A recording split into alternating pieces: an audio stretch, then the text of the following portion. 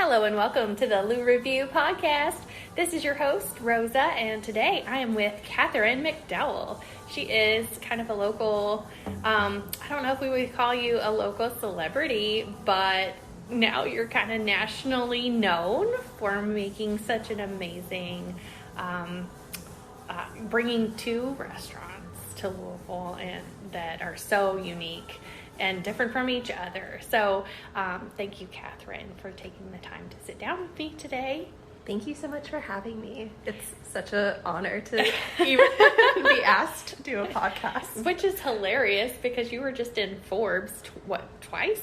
Yeah. Oh my gosh. So tell us about your two restaurants real quick and give us a synopsis of what they are because they're very different from each other. Yeah. So my first restaurant is called Naive, and it's located in Butchertown. It's a farm-to-table, seasonal, vegetable-forward restaurant. We definitely try to highlight what farmers are growing in like its most natural form and make it interesting, unique, and put on a plate. We change our menu seasonally and take more of like a sustainable approach to really bringing community and food together. Yeah, and originally it was really geared toward like vegans and like almost all the menu was vegetables only, right? Or yes. And you have a lot of gluten-free options and we are very dietary inclusive there. So my philosophy when opening that restaurant 5 years ago was I want a space that feels so inclusive that someone that has so many dietary restrictions could come in, have an incredible meal that just doesn't consist of French fries and a salad, right? Which so many places did at that time in town, and also have a great meal for that like grandpa or dad who just wants like a good burger or good like comforting dish, and merging those two ideas together while also incorporating farmers. It was just so many different goals. Of that restaurant, and it's crazy that it worked and it took off, and 5 years later like we're still here. Yeah, that's kind of a huge milestone for any restaurant, isn't it? Yeah. Like, is it really the 5-year mark? Like, I hear so many businesses don't make a profit until at least 5 years in, for example. I would say the 3-year mark was really big for us. It was so funny. We had like a 3-year celebration, and I swear to God, like the light came through different that day. Like I finally saw like a light at the end of my tunnel of just grinding for so many years to get it open and to staff it and to just gain a following. And you know, because didn't you start with like pop-ups or catering or something first before you had a brick and mortar store? I did. I started out in a 10 by 10 tent at a farmer's market. For 2 seasons I did that, and we were just targeting on Facebook and on social media like Instagram at the time, and we grew so much that we would just sell out within 2 hours pretty much of it, like every single weekend. And it gained so much popularity. No one was really doing pop-ups at that time either within the city. And so... Yeah, that was pre-COVID when everybody else started doing pop-ups. Yeah. They had to. Exactly. And I thought, I think I have something here, and I think this is what's missing in this city. So let's try to make it happen and make it a reality in a brick and mortar setting. So looking back on it, did you like build a lot of relationships with farmers through being there at those markets for those years? I did. We were, when I say we, my husband and I were going to different farms throughout the week and talking to local farmers and trying to figure out, you know, where were they putting their products in local restaurants. And for so long, local food was definitely confined to a fine dining restaurant setting and not so much at the everyday price point. Yeah. And I thought if I could somehow maybe like negotiate contracts or ask them if I could do some sort of guarantee that I could take, you know, hundreds of pounds of produce from them throughout the season, you know, could I make it more affordable for the consumer at the end, and you know, more affordable for us, and also put more money in their pocket because they get to grow more food. Yeah, exactly. And they need that upfront investment. A lot of the times they have like buying clubs, right? Yeah. Where they have people who get a kind of a membership, and they get a box every week or so often of different fresh produce. So you were kind of tapping into that on a store level, right? Yeah, exactly. And then, so I think we just hit our 5-year anniversary. So we opened. Happy anniversary. Thank you. Thank you. And then we opened our second restaurant, Nostalgic, on Bardstown Road on Valentine's Day this year. Aww. And it was very intentional on opening that day because I just thought it could be this like beautiful marriage and definitely like romanticized idea of bringing people back to these core memories that they've had throughout their life through food and ambiance, and doing it in a really cool elevated way. So yeah. Yeah, well, that sounds like what I'm seeing in front of me. We are sitting in Nostalgic right now in kind of your back dining room, and we've got these cane back chairs. Tell us about the chairs. So I designed both restaurants, and I went to college for interior design.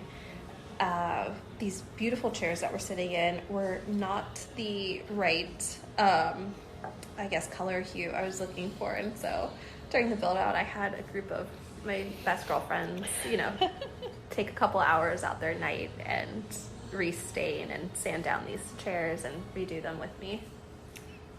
I just love how organic all of this is, from the produce to your girlfriends helping you prep your decor, and it's just so personalized. And I can just, as I'm sitting in this room, like there's like velvet chairs, and so it's like cozy, but it's also like almost glam.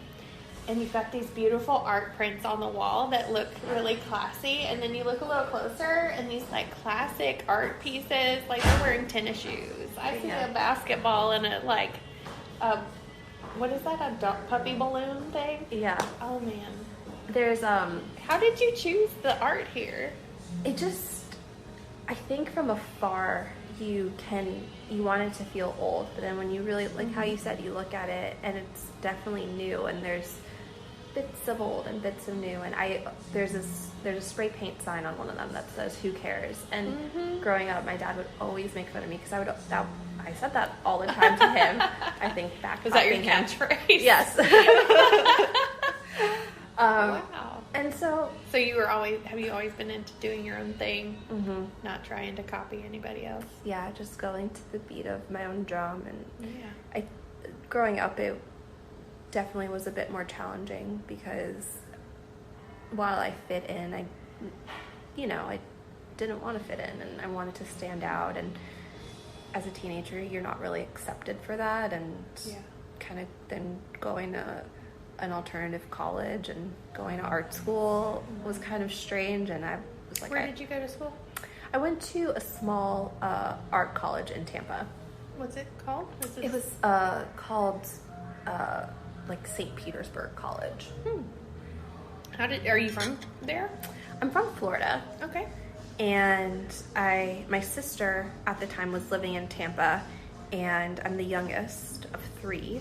Okay. And my mom was very worried about me like going out on my own, and she said, "You have to live with your sister." Because you're her baby? Yes. Was she worried about them going out on their own? Probably not. She was like, "Please exit the home." And then she's like, "Oh no, my last one." Yes. But were you more adventurous too? I was. Is that part of why she was more worried about you? Because my daughter is way more adventurous than my son. Like, I would trust him to go about his business because he's going to be so cautious. But she's so much a daredevil. I would definitely worry more about her. So absolutely. Is that you? That is me. I am willing to pretty much take any risk if there's a good chance it will work out. Yeah. And I think that's how I've also navigated my businesses throughout the years too. Being an entrepreneur and owning a small business, you learn very quickly that you don't have a handbook for what is right and wrong, and what's working at your friend's restaurant might not work for you at your restaurant.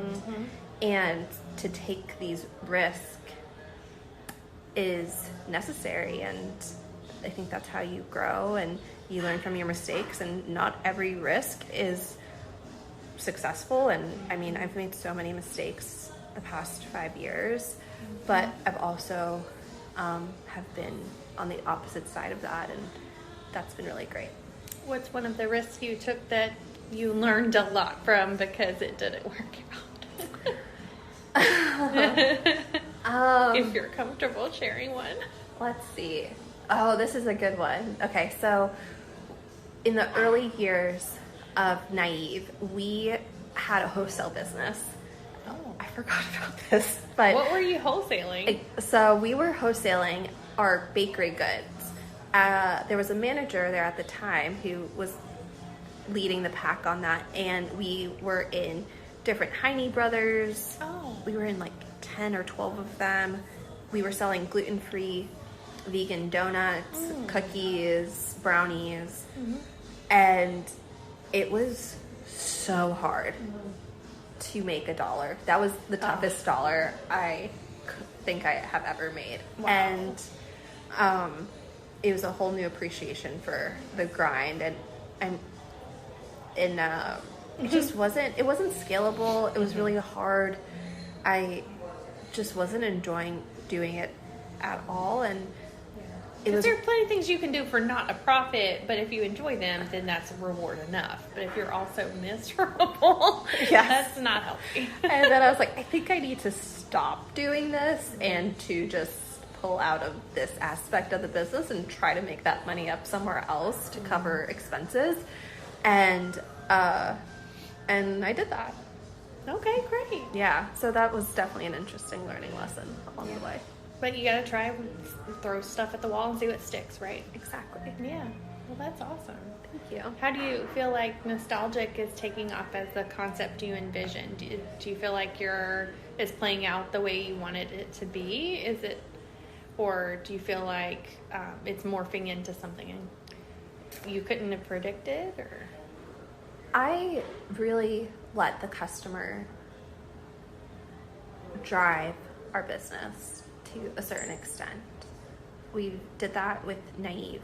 A couple of really great examples. We started out as the counter service restaurant, and we weren't giving really great service because it was a order at the counter.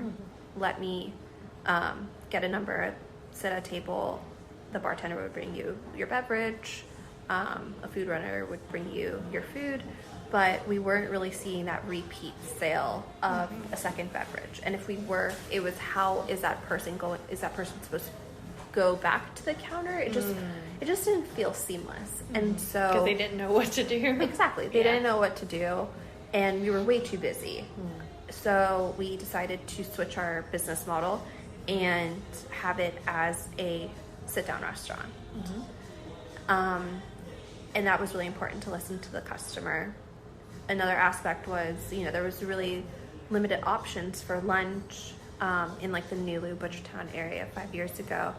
And we decided to add another revenue stream of opening for lunch. And the customers wanted that. And I think over the years, we've just learned, like, if the customer's interested, whether it's an experience or a different segment of the day, we definitely take that into consideration. And so to answer your question with nostalgic, I think it's interesting to see people connect with the concept on a really personal level, because we're trying to tap into these core memories that they've had around a dining room table. Well, it really works, because these chairs remind me so much of my grandparents' chairs. I was like, did you recover them with velvet? Because it really reminds me of my grandparents' chairs, but they had like that vinyl seat, they didn't have this nice velvet, but you said wafer, just already had them covered this way. I know. But it tapped into that core memory for me at my grandparents' dining table. So you did it. Thank you. We try to have that reflected in our food too, and everyone's version of nostalgia is so different depending on what part of the country you grew up, what your background is, where your grandparents came from if you are an immigrant. And to make that broad enough for an audience, but to also make that reminiscent of a past memory is definitely walking on a tightrope. And I think that it has its challenges thus far, but we're trying to listen to our customer base by switching our menu seasonally here too. Okay. Creating new dishes. We have some really fun projects and events in the works here for themed nights. Oh, like what kind of themes? A 90s themed night. Okay. We're going to be doing a Barbie themed night. Perfect timing. Perfect timing for Oh sure. my goodness. I might have to come for that. Look, my nails are ready. I've got Ooh, the Barbie nails those ready. are beautiful. Yep. That was an accident, but I can come to your party now. We are doing, we're launching brunches pretty soon, and we're going to be having disco brunches. Yes, that sounds amazing. Yes, I'm a sucker for disco. I love disco. Well, good. You're in the right city for that. Yeah. You make disco balls here. So it's just playing, a person that grew up in the 90s, nostalgia looks very different than a person who grew up in the 70s and their Yes, nostalgia. Definitely. So, but it's fun, and I enjoy creating an experience for people that they haven't had before, and that really drives me in the business. Well, I love that, and I love how daring it is with an appreciation for history, because I feel like so many times people try to be cutting edge by disregarding everything that's come before, kind of trying to be opposite. And so I love this kind of woven interconnectedness that it feels like in here. I haven't even had your food. I had, your bartender brought me a very sweet little cocktail, and it was delicious, but just the ambiance alone is stunning. I did get to eat it naive. I had the shrimp on the sourdough bread. Oh my gosh, that was so good. And I love how you use Modica for the cocktails. Yes, we do. Yeah, we had the owners of Modica on the podcast a few weeks ago, and when I went to Naive, I was like, I know those guys. Their stuff is great. I love it that you are supporting their local business at yours, and it's just so sweet. Eric's lovely, and he also I'm not sure if he still owns a hub, but he did at one point. Okay. He did a few weeks ago when he was on the podcast. Perfect. Unless something happened between now and then. He's been a great person since I've owned my restaurants, to ask him for advice. And I was on a phone call yesterday with another business owner in the neighborhood talking about some strategic financial objectives that we had, like in the business, that we need to get done. And I think the community is really great in town. It's so tight-knit, and it's growing at a really great rate. And you're so supportive of each other. yes.